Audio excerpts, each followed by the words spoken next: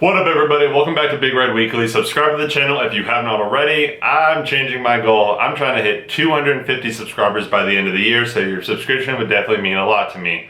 My original goal was 500, but I don't think that's going to actually happen anymore. It's taken me a few months just to get to 30 subscribers, so 500 might be a little bit more down the line. I'll work on that in 2022, so we'll work on 250 for the end of December. But as you can tell by the title of this video, the two most troublesome players in the NBA right now, and I'm about to talk about them. I'm trying to figure out, should I talk about Ben Simmons first or Kyrie Irving? I've held off on kind of telling my opinion just because I wanted to wait to see if Ben Simmons would get traded somewhere, what Kyrie would do. So let's start off with Kyrie. So basically, end of the story, he might miss 41 games, and that's just might. He definitely could miss more than that.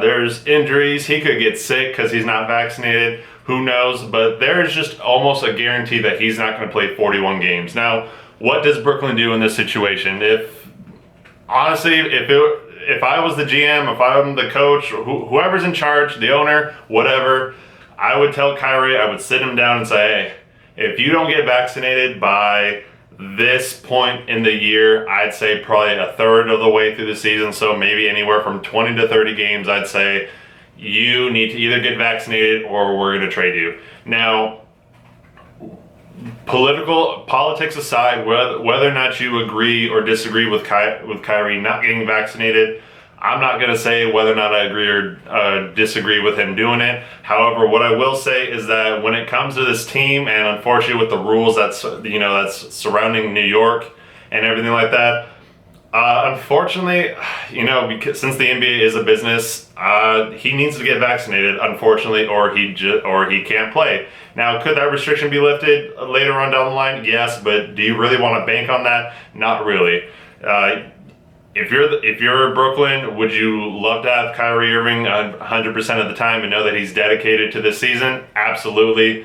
But if he's only guaranteed really 50% of games, and even that's kind of, if he doesn't get injured or, any other little things aside, if he just decides he wants to take a break from basketball, those things, you can't predict them. So at best, you have Kyrie for 41 games. And then obviously with Kevin Durant and James Harden, I think Brooklyn's definitely getting to the playoffs, and they're probably guaranteed to almost go to the Eastern Conference Finals anyway. But with Kyrie, that kind of just, guarantees that they're more than likely could win a championship. Now, are they good enough to win one without Kyrie? Yeah, it gets a little harder, but they could definitely absolutely win one. But that's what I would do. I would tell Kyrie, you got till game 25 or 30 to decide if you're gonna get vaccinated. If not, you're out of here, because ultimately you want to build continuity as a team. You want your whole team to be there, because if Kyrie's practicing with the team but then he's not playing in games, you're not really practicing for game-like scenarios because he's not even going to be there for half the time. Kyrie can cause all kinds of distractions. I heard a great point earlier. I was watching First Take, which is really kind of a no-no, but I was bored at work, and I'm driving a truck half my day, so I got to listen to something.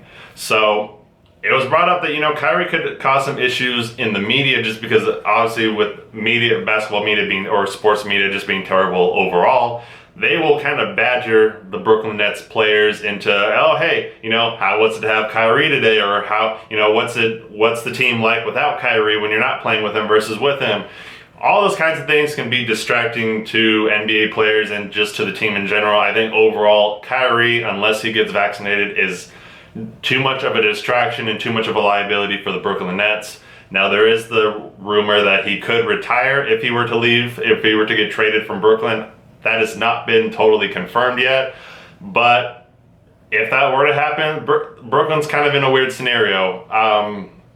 Because I don't know what you do. Obviously, Kyrie's not going to get paid for the games that he doesn't play because he's not injured. He's just unvaccinated, not following the rules of the city. But I don't know. It's kind of a sticky situation because you are kind of dipping into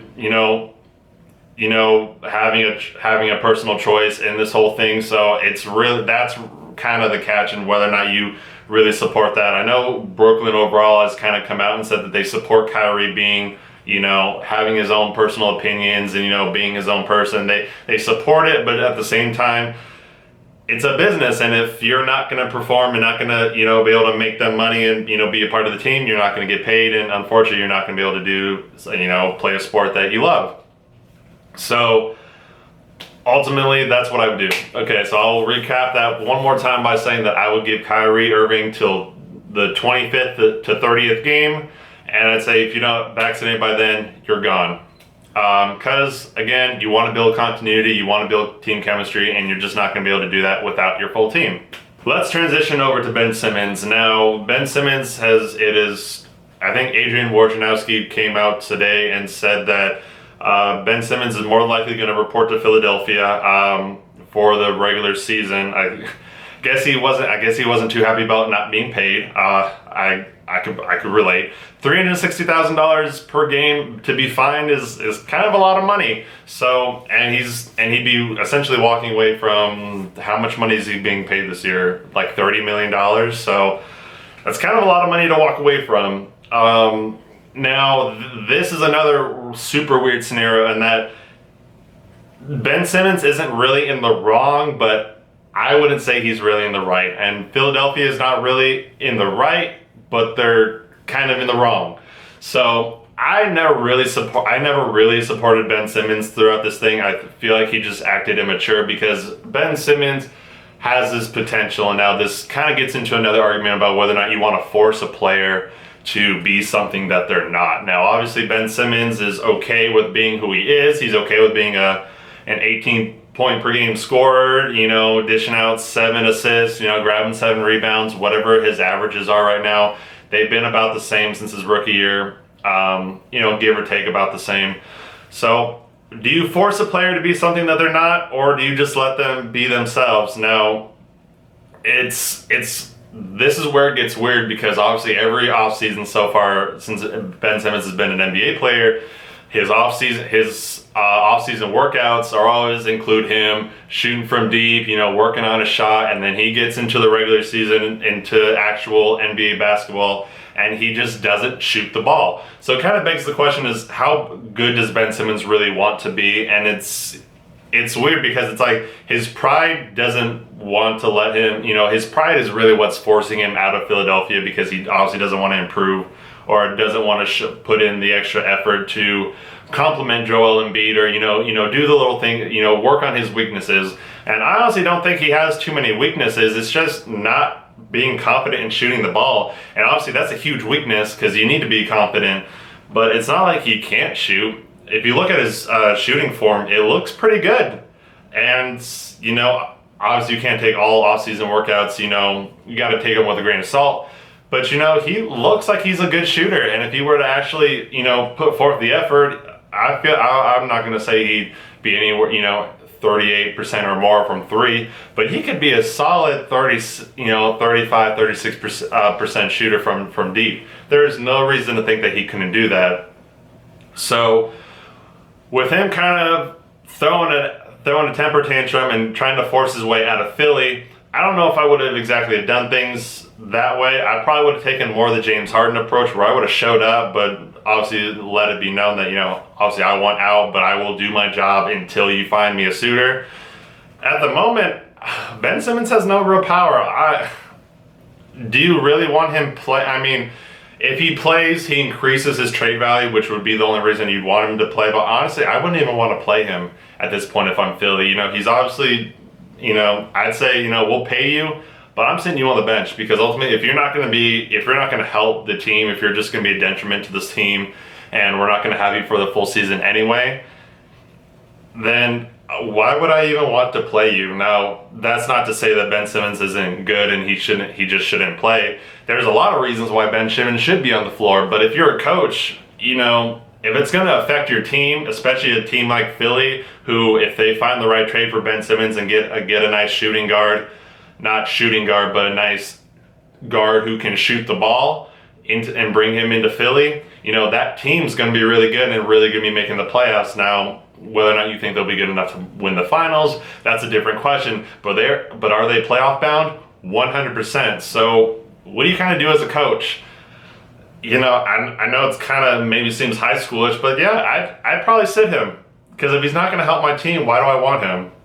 other than to, increase his trade value. But I think he just said before, oh, it's not my job to increase my trade value. So I don't know what you really want to do with that situation. I am all for player empowerment and for players to be able to choose where they want to go if they're happy in this situation. If they're not happy in this situation, they want to go to another team. I'm all for that. I'm 100% for that, because I think if NBA owners and GMs, can have that power, I think the players need to have that power as well. But at the same time, I think Ben Simmons has just been super immature, and he just thinks he's a lot better than he is. And again, not to say that he's not a top 20 player in the NBA, which really is kind of saying he's almost like a top 20 player in the entire world. It's just, if your temper tantrum's way higher than what your actual value is, what's a team gonna do? And I might be alone on sitting him, but that's what a high school coach would do to a troublesome player in high school. So they say, you're not going to listen to me, or you're going to try and do things your own way. Okay, well, you can sit over there and do things your own way. So I don't know, maybe that's a slight coach in me, because I'll coach kids a little bit. But thanks for watching, everybody. Let me know what you think about my opinions on the two most troublesome players in the NBA right now. I'd appreciate if you leave a like on this video. I know leaving likes, it will help my video on the algorithm, and the YouTube's algorithm, and hopefully it will generate more subscribers towards my way. So again, appreciate everybody watching, and we all have a good one. Thanks.